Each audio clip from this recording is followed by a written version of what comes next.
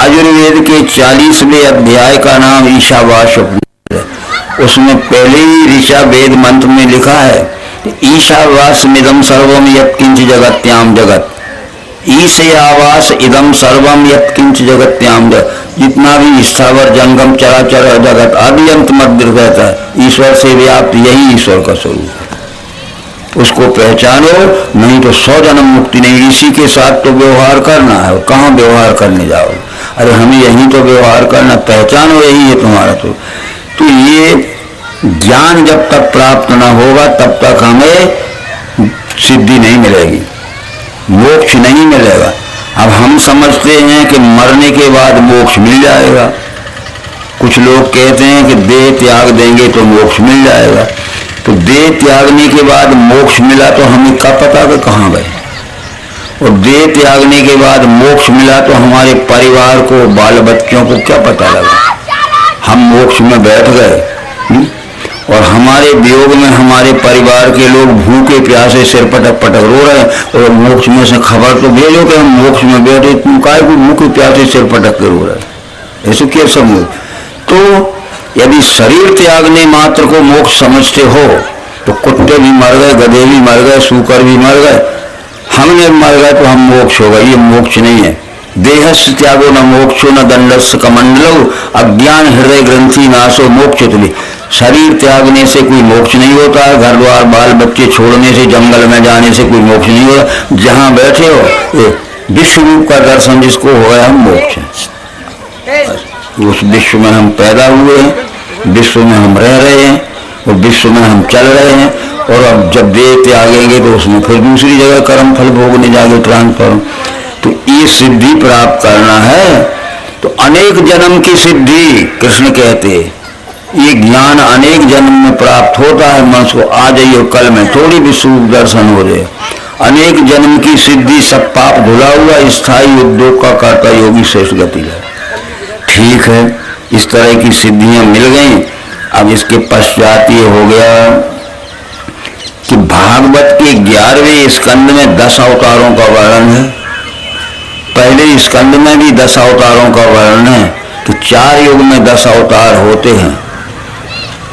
4 अवतार होते हैं। सतयुग में मत्स्य, कूर्म, वाराह और नरसिंह। 3 अवतार होते हैं त्रेता में, वामन, परशुराम और राम। एक अवतार होता है द्वापर में श्री कृष्ण।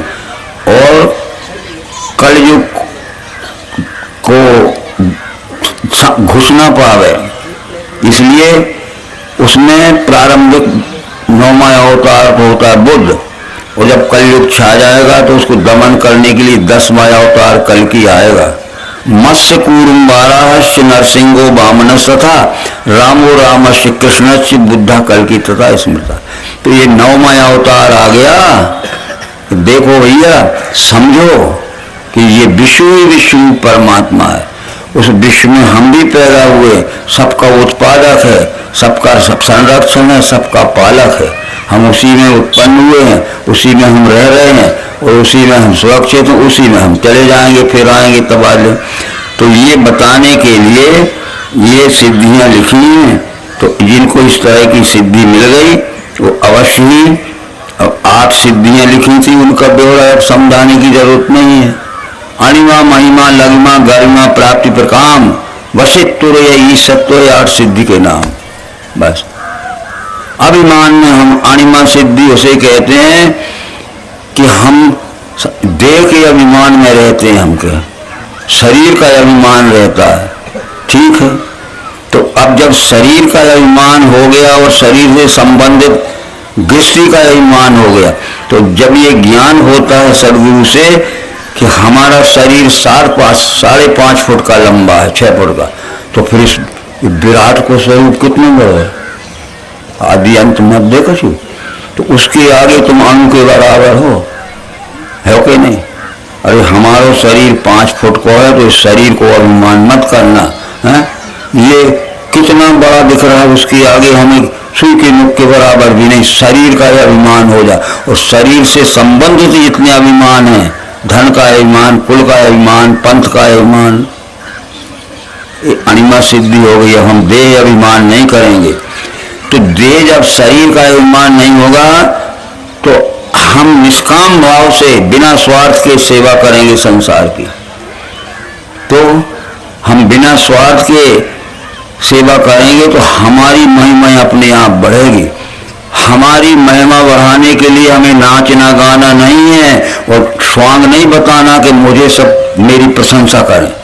तुम बिल्कुल प्रशंसा मत करो। इस विश्व रूप के विराट के आगे तुम अणु के बराबर हो। इसलिए शरीर का अभिमान छोड़ो और शरीर के अभिमान छोड़ के निष्अभिमान सेवा करो।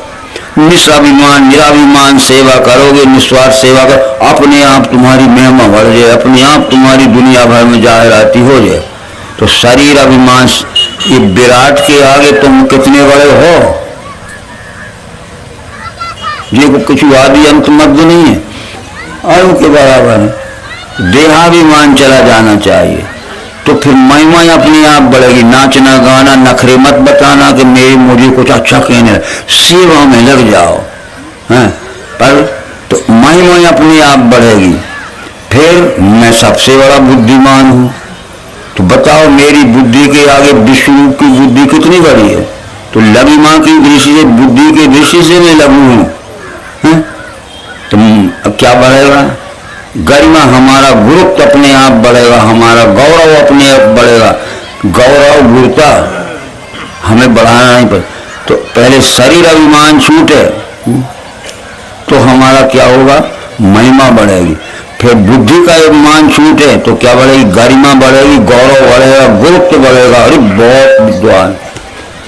तो फिर हमें प्राप्ति हो गई, ईश्वर की प्राप्ति यानी प्राप्ति हो गई। अणिमा के बाद महिमा, लघिमा के बाद गरिमा, तब प्राप्ति हो।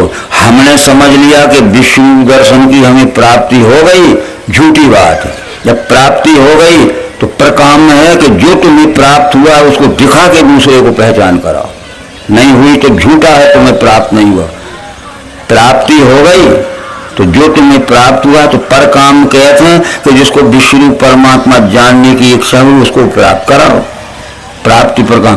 फिर ईशत्व हो गए, फिर तुम अवतार के पद पे आओगे। इतनी बार जब अवतार के पद पे आओगे तो तीनों लोगों के, सज्जन हो चाहे दुर्जन हो, दुष्ट हो चाहे कोई हो, उनको बस में कर ले।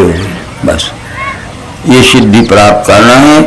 तो वो अपन पढ़ते हैं 8 सिद्धि नवनिधि के दाता असबर दीन जान की माता। अरे 8 सिद्धि नवनिधि गात तो लिया हमने, क्या हो गया? तो वो इस तरह की सिद्धि प्राप्त अवतार है और उसके हम अनन्य भक्त बन गए तो धीरे धीरे हमें प्रमोशन करके वो अपने में मिला लेगा, अपने समान समकक्ष में ले जाएगा, अनन्य भक्त कर लेगा। ये कृष्ण जी कह रहे हैं कि अनन्य भक्त हो मेरा पूजना ना मुझे, अनन्य भक्त हो मेरा पूजना ना मुझे, यूं मेरी धुन छाने से मुझ में मिल जाएगा। अरे अर्जुन तू मेरा अनन्य भक्त हो जा, मेरे ज्ञान से चल, मेरे ज्ञान से कर्म कर, अनन्य भक्त हो मेरा पूजना ना मुझे। इस तरह काम करने से मुझ में मिल जाएगा।